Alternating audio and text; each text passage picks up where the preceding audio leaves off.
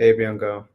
Oh, hello, hi Himanshu. Thanks for joining in. I'm just checking LinkedIn for a while if people have joined in or not. Sure. We'll get some confirmation and then we'll get started. Because one time we didn't do that and we were Oh, is speaking it? for 10 minutes to everybody else. And yeah, Oh, okay. Got tech it. Got has it. its own uh, Yeah. repercussions at times. But if people have already tuned in, can someone tell us if they can hear us properly and see us just fine, so that I can get started? One comment will be good enough for me to go ahead. No, it's fine. Okay, not sure. Hmm. Do you want me to check? Yeah, I think I Just will get it on the right panel itself. Yeah, I think Jyoti has said she can hear us. So, yeah, we can go ahead now. So, thank you, everyone. Thanks, Shubham, and thanks, Jyoti, for the confirmation. You guys are great. So, we'll just get started with the proceedings. yes. Thanks, first of all, thanks, Himanshu, for joining us today. We are going to talk about everything GTM and named account targeting. Before we jump into the questions and the discussion, a little bit about Himanshu. He's a senior account director of the APAC region at Springworks, Yes. and he has been in sales for around how many years now? Four or uh, yeah, 7 years. 7 years. Okay, I underestimated that. Yeah, so around 7 years. Today he'll walk us through his sort of a journey and what he has learned, and then we'll jump into the topic as well. So I'll let Himanshu introduce himself properly, and then we'll get started with the questions. Awesome. Great. Thanks, Priyanka. Thanks for having me. And whoever is currently listening to me, yes, 7 years in sales. I have sold to multiple, industries. It starts off with e-commerce. Then I was in management consulting for a couple of years. Then I wanted to actually get into the whole startup ecosystem. So then I started with a startup called Newton School. We were a Hmm. very small team. So I have a good number of 0 to 1 journeys under my belt now. So I've done 3 0 to 1s. Newton was my first one, expanded it in India. Then I moved to SaaS. Rev was my first journey with SaaS specifically. So I was doing pretty much everything because we didn't have sort of an India team. They were not focused on India. So again, it Hmm. was another 0 to 1 for me, right? Just go hit the ground and figure it out. So I was my own MRA. I used to, get my own leads, then get them on an Excel, dial, set up demos. I shadowed my COO. I was working with him for a month. And then I just told him that, why don't you let me do a demo, And then that's how my AE journey sort of started without me knowing that I'm an AE now. So I started closing. From there on, and then I was at Infido. We were doing GTM for Southeast Asia. Again, a very 0 to 1 journey. And I think now I can just say that I sort of love or get that kick from 0 to 1 journeys, building it from 0 to 1, especially setting up processes and get the engine, revving up, and then it goes from there. So even at Springworks, now at Asia Pacific, I am managing three of the SaaS products. Where we had a very different motion before I came in, and now we are setting it up in a way where it works for us. And again a very 0 to 1. So it's Hmm. also ATM and named account targeting. We want to go, have bigger tickets and all of that. So that's about me, I think. And I love doing that, love being in sales. It's been so long that I think it's just a part of how I live. So That's great. That's great. Thanks for the intro, Himanshu. So I see you have been with sales and you've done so many. I think you've moved up through that entire landscape, right? Yeah. Yeah, which is great. And I personally think that just being in sales for a long time teaches you a lot of Yeah. humility and patience, That's true. most importantly. So yeah, that is great to know. One more thing that we I want to like stress on is that, si- in this entire journey, right, like you have laid the foundation of your GTM. Can you Mm. walk us through the key elements of establishing a GTM strategy, and why understanding your product, your market, your Yeah. customer segment is all very, very crucial? Yeah. Yeah. I'll make it very simple, from a sales context. Yeah. A lot of time what happens is that regardless of where you're working, what your product is, right? When you do your reach outs, right? It comes from that place of I want this, right? I want Priyanka to come on a call. But it's never about that understanding why Priyanka should come on a call, right? Yeah. So the most basic foundation that you can lay first is that understand that you're a human, right? And have that help uh, part of it, that how I can help this person, right? What's in it for them? Why would this person come on a call with me or book a slot with me? Right? When you start deep diving on that, that's where you understand your product better, because now you're coming from that perspective of how the prospect might be thinking, right? Because you understand your product. In your mind, you're of course absolutely killer product out there, you can solve everything and whatnot. And this will enable you to also qualify and disqualify, right? Because not everyone is your customer. So whenever you are laying out a GTM foundation, of course, the go to market, largely first you have to identify who am I targeting, right? So it of course starts off with size, industry, demographics, my personas, right? And then I have to go and create this whole ecosystem of crafting the messaging around it. And then I come to my, okay, what do I choose to reach out to them, and etc. I think for me, when even if you're in Asia Pacific and specifically India, go big on calls, right? Because having conversations in India is not difficult. People talk. If you genuinely are interested in talking to them, and you're genuinely like trying to, and you're not just jumping and rushing that, oh, I should get a demo out of this, right? Just try and have a conversation. I think half of the time people are so serious on calls that they forget that I can actually smile, or I can actually, laugh about something, and I can actually make a joke about, let's say, oh, you're from Bangalore, and not a traffic joke again, but you can find something to talk about, right? Yeah. So I think it's very important when you subjectively look at someone's maybe a profile, Hmm. go a little deeper, like do your research, spend 5 minutes, right? What were they doing 10 years back? Okay, Yeah. find relevancy. Maybe Priyanka was doing something similar to what I was doing, maybe some similar industry. There has been times where I still find people who were at COPC. That's my Hmm. starter, right? Oh, I saw that you were at COPC. I was at COPC too. You're also certified. Things like those, right? So again, laying a foundation, first you have to identify a lot of things like size, market, industry, demographics, right?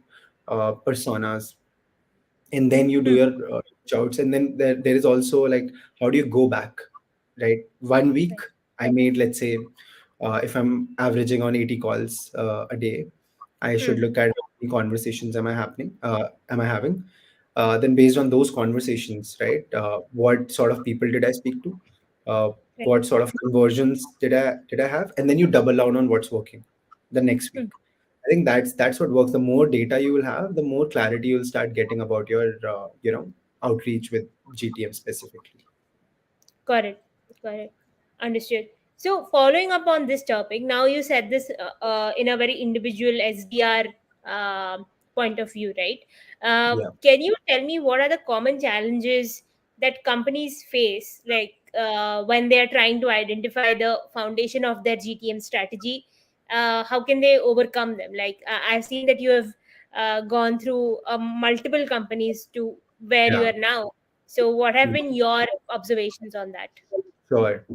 I think first, companies have to come with a vision that it will take 6 to 9 months, right? It will at least take 6 months to figure out GTM, because if you look at it, in 3 months, because companies want it figured out in 3 months, right? You're not going to get it figured out in 3 months. Of course, you'll not have enough data to speak for itself in 3 months.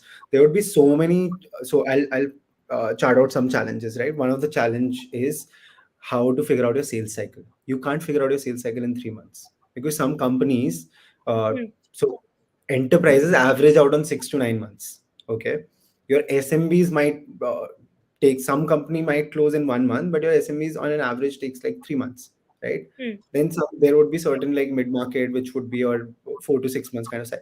So even to identify this sales cycle, right, you have to be in the process. What happens is that if someone or a certain rep doesn't close in a certain time, right, they think that it's the rep's issue, and it's not the company, it's not, because there are so many nuances in the process, right? It's the buyer circle that is getting involved, right? There are so many conversations happening. So I think what they should focus on is, how are my next steps, how are certain my deal criteria defined, right, in the Yeah. process when I'm figuring out my GT, because at the end of the day, my go to market is subjective to my revenue, or the closures. How many customers do I onboard at the end of the day? At the same time, how many conversations did I had, let's say demos, versus how many of them converted to opportunities? That will Hmm. also define in terms of how are we doing with respect to our product, right? Are they even getting the value proposition out of it? Things like those. What happens is that sometimes when you look at the number at a surface level, it's just numbers that, oh, we did 20 demos, right? We only had two SAOs. It's the accounts executives problem. No, I mean, leaders should actually, like, when it's a small, like, early stage startup and you're doing 0 to 1, you should actually be really involved and not push too much, because you're a founder, of course, you will have that association with your own product. But at the same time, when you zoom out a little and you look at it subjectively, you will learn a lot from your demos itself. You'll start listening to your customers more and more, right? Yeah. Another aspect of GTM is you can run a few pilots, right? Let's say some customers can be your design partners. Okay. Hmm. When you have design partners in place, they can use your product, right? They can pay you or not pay you. It's up to you how to. Ideally, I never prefer not getting paid. If you're providing a service, you have your resources allocated, right? People are spending time, be it any particular product or your customer. You should have some nominal, if not expensive, but they will give you a lot of data, because Correct. these are the people who are using it on ground, and it's a part of their day to day. Like for salespeople, it might be their Apollo or outreach, right? They can absolutely tell outreach where they're lacking, right? uh, Absolutely. Yeah. they can absolutely tell Apollo what they want. So I think Hmm. you should be talking to the people, not the higher level, because for high level people, it's the reports, it's the data. But you should be talking to the people who are using it in their day to day, right? Let's say you have an HR, you're an HR tech company, Yeah. and if you deal in engagement or if you deal in rewards and recognition, you should speak to HR VPs. You have to figure out what problems they face.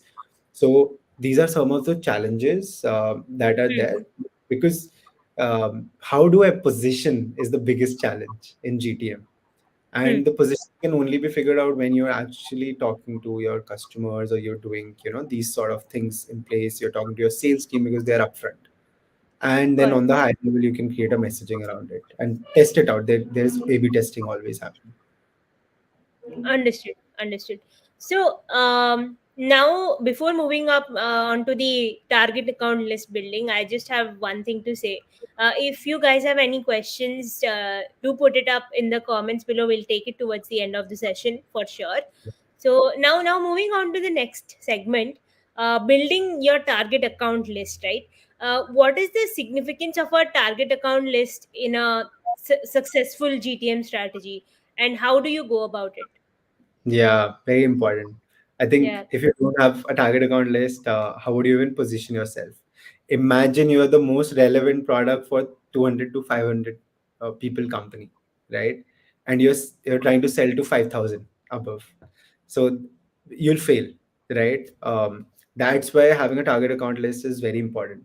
How significant it is, uh, it all depends on, how do you justify certain criterias. Let's say, you'll start with size, then you'll start with industry, then you'll go with location, then you'll go with pain points, and then you'll go with your goals for that specific industry.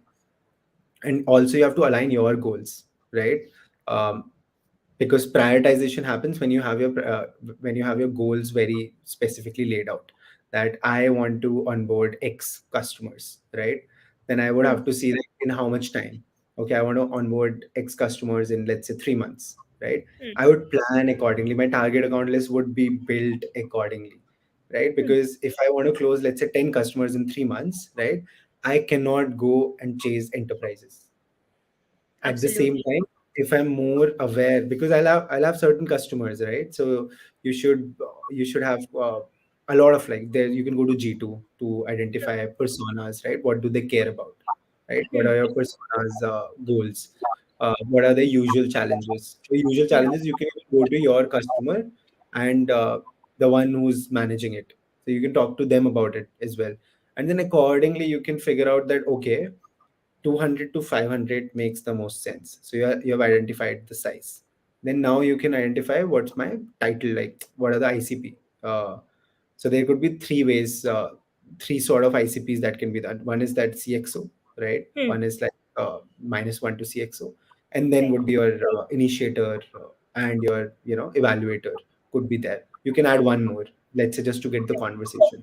There have been times where I didn't hear from any of those, and I just reached out to someone in certain other department, right? You can build a rapport, and then you can get an introduction, because now you have, like, oh, Priyanka asked me to connect with you. She Hmm. told me you're the relevant person, things like those. Right. So then you can identify the title, and then you can have your location defined with where I target Asia Pacific. Even in Hmm. Asia Pacific, I need to figure out what's my priority, right? I go Yeah. India, right? Then I would go Singapore, then I would go to Indonesia, then I would go to others there. So these three become my priority in terms of location or demographics, particularly. And then comes your pain points. What do they care about, right? Is it time? Is it efficiency? Is it revenue? So you have to figure out, because your messaging should be around that. So ideally, for target accounts, my main goal is to reach out to my ICPs, right? Yeah. My target accounts can also be like, do they have money to buy a product, right? So I would have Hmm. to put filters like revenue as well. I can Yeah. also put a filter like recently raised funding, right? Yeah. Or maybe it's a Series A, Series B company. Let's say I want to only chase startups because they understand technology, right? Hmm. So I would put filters like that, because they will, sales cycle would be lower, Hmm. because they will understand the value proposition that I'm gonna quote. So that's why, so that's how you go about account. I think I'll just quickly show you even, right? Yeah. Sure. Yeah, I was actually going to talk about ICPs in my next question. Good that you already Yes. talked about it. Yeah. Let me know if you can see. Yeah. You have to present it there. I'll just put it up on screen. Right. Yeah, yeah, wait. Yeah. Perfect. Yeah, I can see now. Right. Yeah, I can see it right now. Perfect. So basically, for this is this is basically named account targeting. Okay. Hmm. So when you go from account targeting, how are you defining your ICPs? One way, target accounts, and another is your target personas. Okay. So your target accounts could include size, industry, location, pain points, goals, right? um, Largely it, and then you can also boil it down to specific domains, right? Pain points and goals in HR. Pain points and goals in, let's say, accounts or finance department. It depends on what product you're selling. Okay. Then comes your target personas. The target personas largely consist of title, what you have to identify and craft persona oriented messaging for each reach out, or maybe the sequence that you have created, right? Then the goals. Goals can be identified. A lot of times people are confused, like, how do I know what CFOs or CHROs goals are? Pick the case studies. Go to your competitor's website. Maybe they have better customers right now. Okay, go pick some case studies from there. Read what your personas are talking about. Okay, Hmm. study similar personas. That's what I mean. Like you can go to G2, right? You can see what people are talking, because if someone is using your competitor even, right? Your competitor is also a very similar product to yours. So why don't you study, what they have, and create your messaging and pitch around it, right? And then Right. you have to also research existing customers that you have in the same industry. So if you have relevant customers, you can also always go and speak to them about it, right? Outreach. So in outreach, I have, let's say, emails, calls, LinkedIn, and ABM. Okay. Emails largely is like you have to do a target persona, industry, and account oriented reach outs, right? Which you have identified from here. Now you can craft an email, you can craft two sort of sequences, and you can A/B test them, right? Then comes your calls. You can cold call, you can track conversations. I can track my conversations versus demo booked, and I can Hmm. track my SQL to SEO conversion. This will define how good my outreach has been. If I'm dialing 100 numbers, right, and I get 20 conversations and I get two demos out of it, right? So my conversations to demo booked is 20%, and my demo book to SQL is also 20%, These right? are for the named accounts, right? Yes, these are for the named account. You have already identified these accounts, Yeah. Yeah. right? It could be in your sales navigator. You can pull it out from your Apollo. There are tools that you can use to do that, right? This is Yeah. when you have data, like you already got the data. Now you're doing outreach, right? Hmm. Hmm. Then your LinkedIn comes. A lot of times, what happens is people try to sell it on LinkedIn as well, right? Without even having certain interactions, right? Hmm. It puts people off, especially leadership people off, where you directly pitch. So you have to interact on their content, maybe be relevant in their comments. Do not sell in DMs. I get DMs where people are just selling straight up, right? You can actually reach out to them as someone who's a leader and try and learn from them. You can actually just say certain things that, hey, I'm very new to this, I'm trying to still learn XYZ. You have been in the space for 20 years, can you help me, right? Or can we block some time where I can take 15 minutes of your time and you can help me out here, right? So Right. people like to talk about themselves. I am talking here about myself. So Right. uh, it goes with your prospects as well. Now comes your ABM. ABM is a very necessary part of named account targeting. But if you don't have a marketing team, you can just focus on the top three. But if you Hmm. have a marketing team, ABM is largely, let's say, whatever list you created, right? uh, you can run specific campaigns for your prospects in that particular list to create awareness, and you can educate your prospects as well, right? Like sharing a certain report that was launched, right? This Yeah. helps building a top of the funnel, and it definitely plays a very important role. So yeah, largely this. Yeah. I have one more aspect of what tools and everything you can use in your outreach, right? That I can show later as well.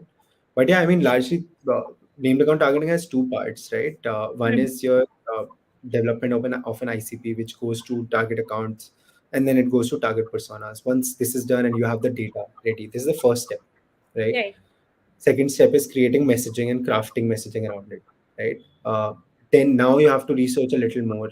Go read G2 customer reviews, Hmm. competitors on the website, understand what your customers are talking, and then you can pick up on those pain points and goals. Because case studies, I think the best part about case studies is that, oh, we were doing this. This was the problem, right? Yeah. This happened, so we solved this problem. You get to get a very clear picture of what do they care about. Is it the time, efficiency, money saved? What was it? And then accordingly you can pitch to an HRBP and pitch to a CHR Understood. based, and then your outreach comes where you're pitching. You did share some places where outreach can happen, like LinkedIn, like Yes. cold calling, emails, messages. Can you share some examples of within these outreach areas Sure. itself that have proven to be resonating with the target audience, right? As a salesperson, as Mhm. someone who has managed SDRs as well, Mhm. what have you seen is the most effective in all of those segments that you mentioned? Yeah, I think it's very there's a regional dependency on that, Yeah. right? Location, look, I And would say I see. location. Yeah, and Yeah. I see. So basically, if you look at India, right, Hmm.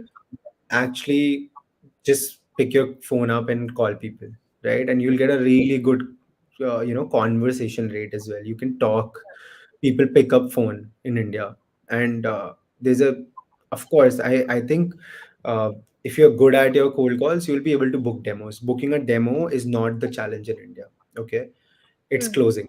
So, so in US it's opposite, right? In US you'll have, because they're so finicky about their privacy, that Yeah. if you call them on their private number they would go mad about it, right?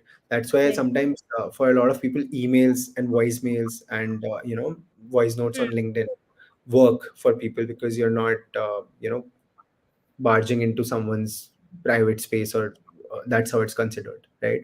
So you have to figure out where you're selling. Singapore is also very similar to US, but again, they get the point. Indonesia is very similar to India, right? But it's in the tech space perspective, right? They're friendly people. At the same time, they need to have that vote of confidence. So you have to actually go and meet them. So your Hmm. physical presence helps a lot. So I Right. think from an outreach perspective, you have to figure out where you're selling, right? What really works for Asia Pacific. You can be big on calls, right? People do talk, and again, like you can figure out two of your best, say, channels. What works? Hmm. Every SDR would have, and every AE would have a different thing that works for them. What they're good at. Let's say I'm very good at cold calls, right? Someone might be really good at emails. So I think it drops down. There is no magic bullet for what works for everyone.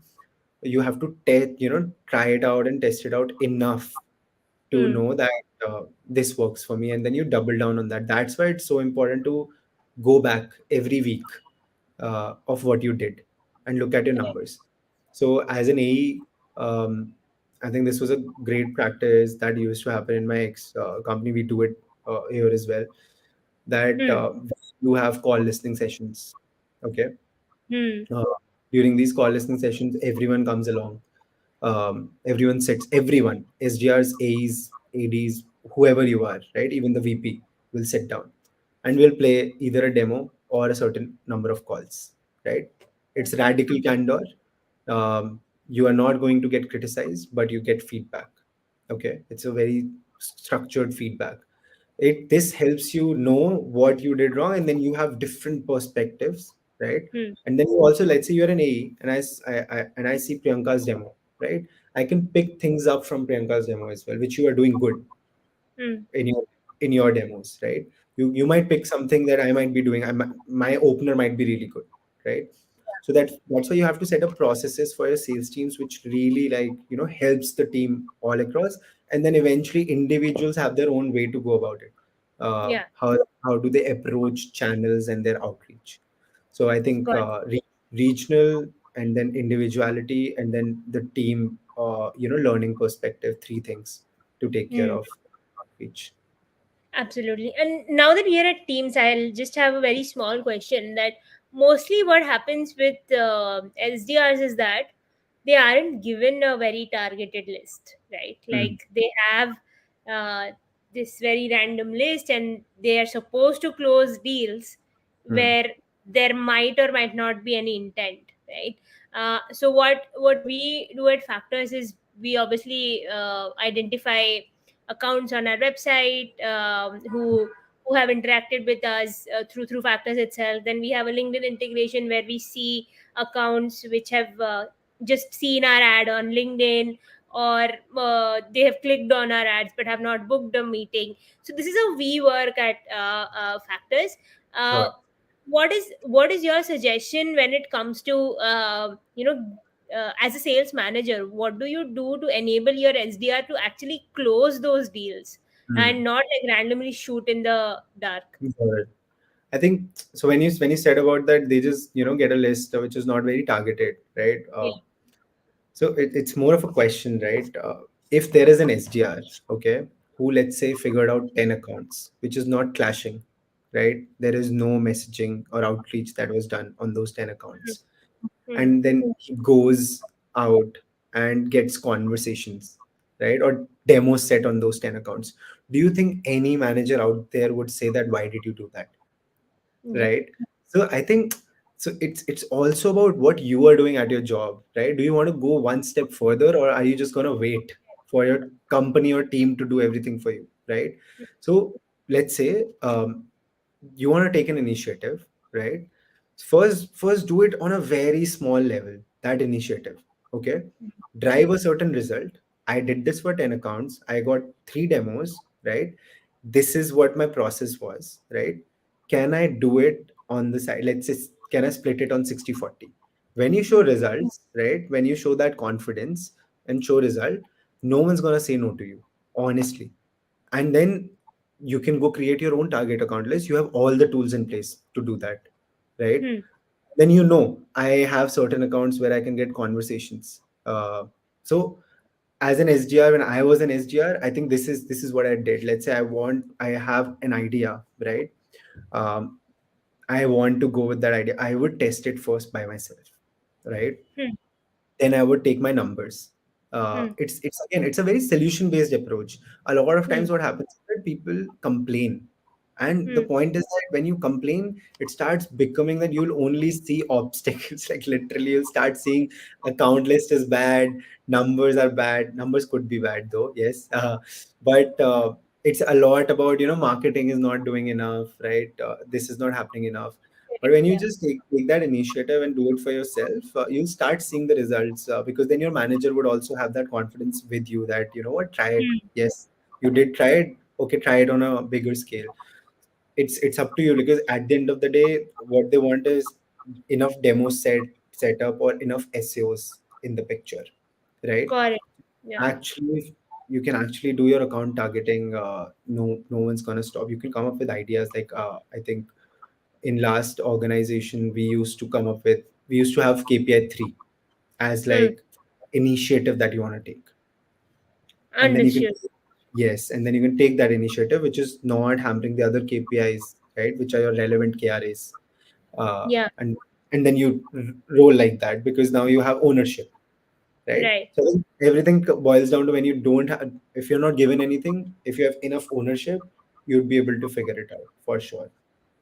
Yeah, I think that's something you follow at Springworks as well, like quite Yes, flexible ownerships, and yeah, 100. yeah, that Yeah. that's the thing with smaller teams and smaller Yes. companies to encourage this sort of Yes. If you're good culture. at it, not.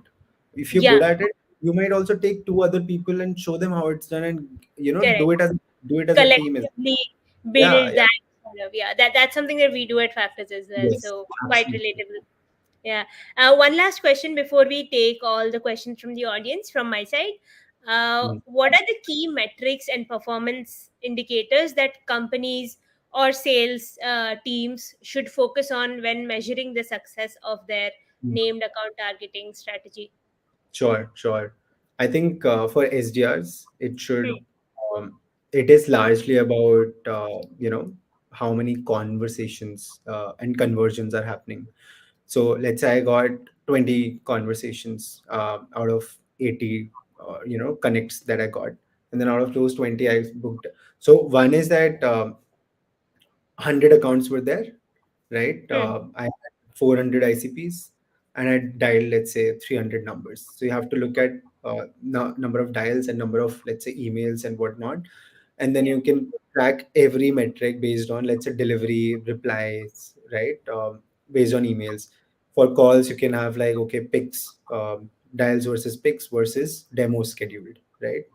And then you can look at that number. Hmm. Now, the second part comes into the picture. Out of those demo scheduled, how many were SAOs, right? Sales accepted opportunities. Because when you set a demo, it's an SQL, it's sales qualified lead, right? So you have to also track SQL to SAO, because SAO is where the number goes into your pipe. So the success can only be defined based on how much pipe was I able to build Hmm. out of 100 accounts that are targeted, right? How many relevant conversations did I? So because it shouldn't be like you delivered a demo, right? And then because there were not enough parameters in place, you said that, yeah, I'll just put it in SEO. SEO. Hmm. Now what will happen is that if you have 20 accounts in your pipeline, right? And then out of 20, imagine 12 going unresponsive, Right. right? that means you didn't have enough parameters, that you just didn't qualify them right.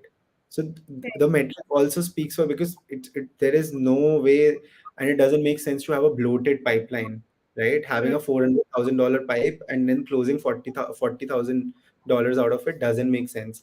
Rather have Hmm. a qualified, say 150 $200,000 pipe and close 40. That's a good number, right? That's 20% conversion. So then you Right. track that as well, right? SAO2 conversion Right. uh, Right. with my deal cycle. So these are some of the metrics that you can track. But for any campaign to be successful, is that we did it, right? And we were able to build enough pipe, and we did close something out of it, right? Hmm. If Hmm. nothing but something out of it. And you should be very transparent and have to figure out attainable goals. So you have Hmm. to, this is for founders specifically, right? Uh, you have to, when you're running an initiative like NET, which is named account targeting, you have to not just jump like we'll close $150,000 because our other regions are doing so, right? Right. It's not gonna work, because Yeah. your other regions are doing so is because they're expanded and you have already tested and tried it out. You're now doing it for certain other region. So first, just try it out. Try for 2 quarters, right? Look at your numbers. How much were we able to grow? What really worked for us? What sort of personas that we spoke converted? What sort of accounts sort of converted, right? And then accordingly go and set a relevant number for SDRs and AEs to achieve. You can keep a base number to start with, and then you can increment. If you'll just go and say to an AE that close $100,000 in a quarter, and we haven't closed anything yet, or maybe you have closed something, but we Hmm. only closed for 1 year. 1 year is Hmm. not good enough, number to actually say that we have enough data. Right, understood. Thanks. I think that was quite comprehensive. We'll take questions now. The first one is from Shubham. He's Okay. asking, interacting on their posts on comments. Any suggestion for prospects who ain't much active? Yeah. Okay. So, Shubham, I think if someone is not active, imagine you're calling someone and they're not even picking up. So, what's the point of, you know, you would not be able to get anything out of it. So, if this is specifically for the people who are active, you see them commenting, you see them posting, you see them sharing. It could be podcasts, it could be their, you know, maybe live sessions, maybe they attended certain conference. This is specifically for CXOs. You can Hmm. actually share your relevant thoughts, adding to that, right? And then you can go about it. You have to be relevant, and then you can also use the same on your messaging that you might be doing on a call or email, that hey, recently came across your podcast or recently came across your LinkedIn post which talked about this. um, Here is what I have to add to that, right? Or what I think based on my conversations with people leaders like yourself, things like those. So the whole Yeah. idea is that you interact, but it shouldn't be like, you know, great one, right? It shouldn't be that comment that, oh, great one, nail to the head or to the point. You shouldn't, right? So ideally add some value to it, add some relevant thought to it, is what I meant when I said you should interact on comments. And they will remember, when you frequently do that, they will see you interacting in comments, and that builds up the rapport for sure. Right.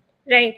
And one more thing to add to this is that people who aren't active much, it's you can take another route where whatever they must have posted something, right? Either they would have shared their company post or something. Take that and add it to your email or your Yeah, cold call. call. Yeah. Absolutely. So just Yeah. give that context that I saw you reshared this company Yeah. post, and I have been following your company for a long time now. Yeah. Do you think we can talk about it on a call? We'll be able to solve this problem. Blah blah blah. So yeah, that is also another aspect of social. No, not directly, but you got that information from social. So for me, it's social selling. But I think Exactly. in top voice, Himanshu should be at a better place to talk about social No, selling no. here. No, you're absolutely right. You're absolutely right. Basically, if it's the whole idea of that, you have to figure out what channel works for which person, right? Absolutely. I'm not active on LinkedIn. Maybe I'm super active on emails and calls. So you rightly said, right? Right. Yeah. pick that up, talk about, let's say right now this webinar is going on. You can actually reach out to Priyanka that, hey, you did this webinar with Himanshu, right? Hmm.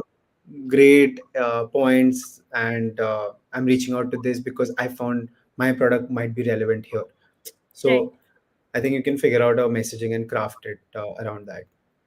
Yeah, we have another question on social selling itself. One more thing about social selling before we go to this question is that people on LinkedIn who are active are mostly marketers, SDRs, and some HR people. I Yeah. think if you're someone who's selling like a product like a Sprinto, which is a SOC to security compliance Yeah. product, you don't sell it to marketers or salespeople or anybody who's in the front end of a company. You go to their technical people, their CFOs, sorry, CTOs or somebody, right? For that, for them, I don't think social selling works. For them, I think you have to go into that traditional route of calling them up and speaking to them on emails and so on and so forth. So that's Yeah. one another aspect that you Yeah. should consider. It Yeah. depends on the product for sure. And I think now I feel there is a lot of people who are active. Hmm. Specifically, you would go like 5 years back, and you wouldn't see tech folks active on LinkedIn. Now Yeah. they are, right. They share their recent projects, or they might share just a simple story. They might share something. They are out there now. uh, Same goes for even IT and compliance. Some people are really active. They like to talk about compliance, security, etc., right. There are privacy officers, those who post like just for awareness, for the sake of it, right. So the thing Yeah. is that it all contextualize down to who you are selling to, how are they at certain platforms, or maybe someone is not active on LinkedIn, but they might be super active on, let's say they Twitter. do yeah, Yeah. Twitter. Absolutely right. Yeah. So you Yeah, can I figure think that LinkedIn out. has also started incentivizing content very Yes. recently. Like I don't think even Yes. 2 years back they had such Exactly. content. Yeah, Yes. LinkedIn Live itself is some 1 year old. So Yeah. Now there are creators, right? Now there are like other folks coming out. now So they are people, giving badges and all of that, which I haven't exactly. got. So, but yeah, Yeah. I'm trying to. So Yeah, no. I mean, that's a good thing, right? Because people try and add value through their correct. stories, through their experiences, and then LinkedIn just recognizing that, oh, you did this, so perfect, Yeah. great work, things like those. Yeah, okay. This question is, From Bethany, can you elaborate on social selling in context of named account targeting? How do we scale this for 100 plus accounts? sure. I think you would also have to realize about resource allocation, right? Hmm. Because social selling takes time, right? If I'm doing it for 10 accounts and there are, let's say, 10 CHROs, um, I can actually go one by one, or maybe I can create, let's say, I can block my calendar just to do social selling where I'm indulged and involving in their content, or I'm just going and talking about those 10 to 20 CHROs. So Hmm. the idea here is that if you want to do 100 plus, right?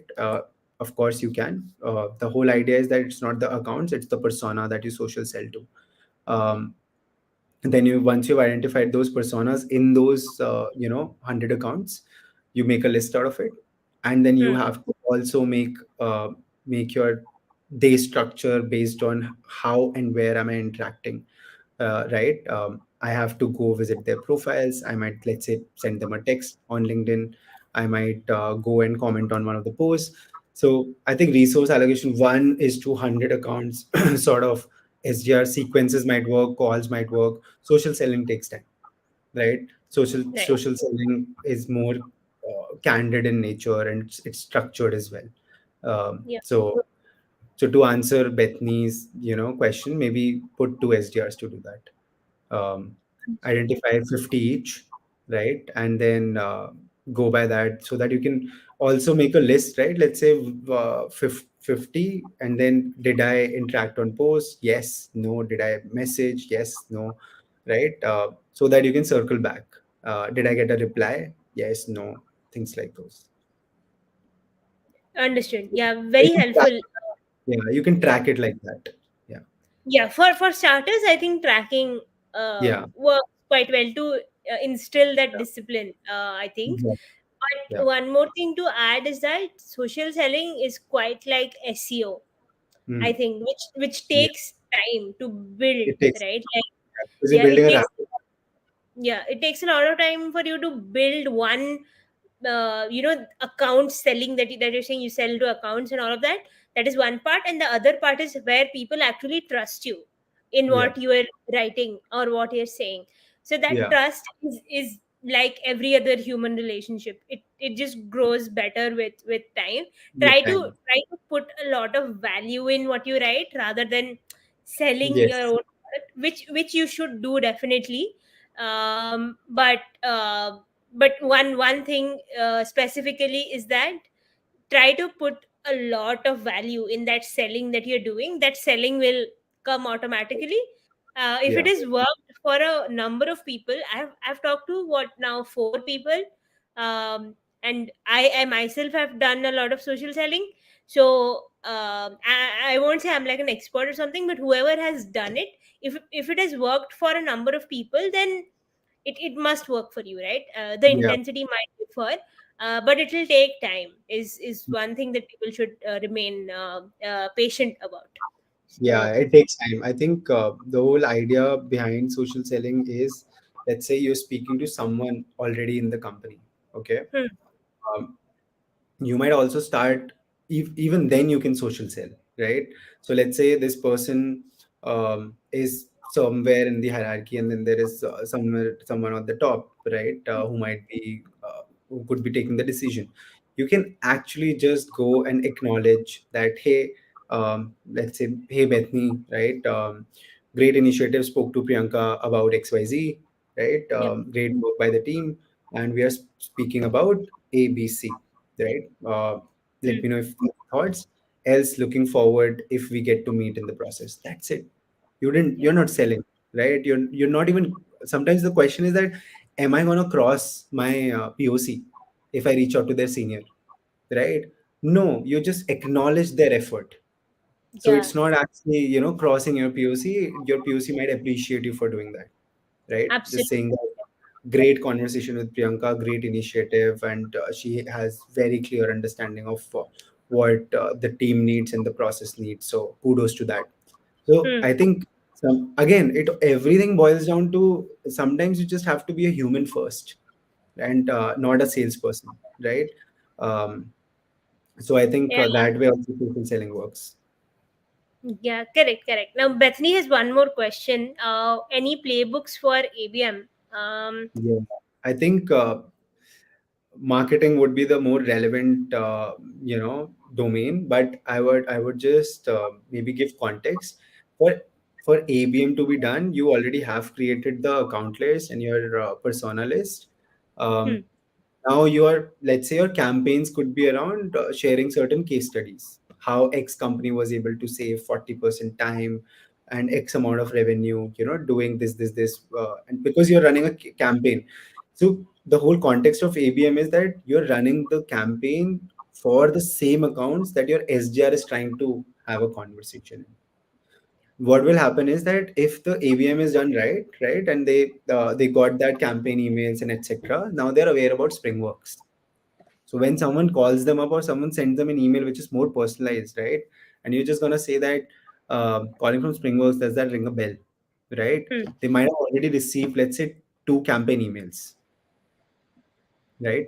So when those campaign emails are already there, they might just say that, oh yeah, I received an email about this. That's the whole context of ABM, and you might also have someone who's just replying to that, oh, I'm interested. So that's another part of it. But the whole yeah, context is that ABM is done for accounts very specifically to get that foot in the door, right. while you're doing named account targeting. So your SDR's efforts are anyway there, but ABM Hmm. just, like, you know uh, helps them with that. Right. Yeah, Bethany, I'll share some of the resources that I have, and Factors.ai content team has made it on the blog. I'll share it with you or on the comment section right after the call. I mean, right after the live. And I also hosted a bunch of people who talked specifically about ABM, right? Mm. So yeah, I'll also share the playlist of the lives where we specifically talk about ABM. ABM is one of my favorite topics to speak about. I mean, I'm not an Yeah. expert, and that's why I talk to a lot of people about ABM. So yeah, that is something that I can do. If there are no more questions, then we'll close the session. Yeah. Otherwise, we have time to take 2 3 more questions maybe, if Yeah. Himanshu doesn't have to run. Okay, I think Shri has a question. What is the difference in conversion rate for SDRs with ad cover and without ad cover? Any data in this regard to show the lift from ABM? Oh, that's very hard to track. Yeah, that's a very great question. I think people are still figuring out that, Sri, because what happens is that marketing runs campaigns and they measure their conversions based on MQLs, right? Marketing qualified leads. SDRs are more on SQLs, right? A lot of MQLs are also SQLs. So I think the only way to track it is there an MQL which is also an SQL from an SDR, right? And then you put together and then you'll be like, oh, this was pushed by an ABM, or lift. There was this lift from that ABM. So yeah, I mean, great question, but this is this is something that marketing and sales are still fighting about. So Yeah, Shri usually has questions that nobody has answers to.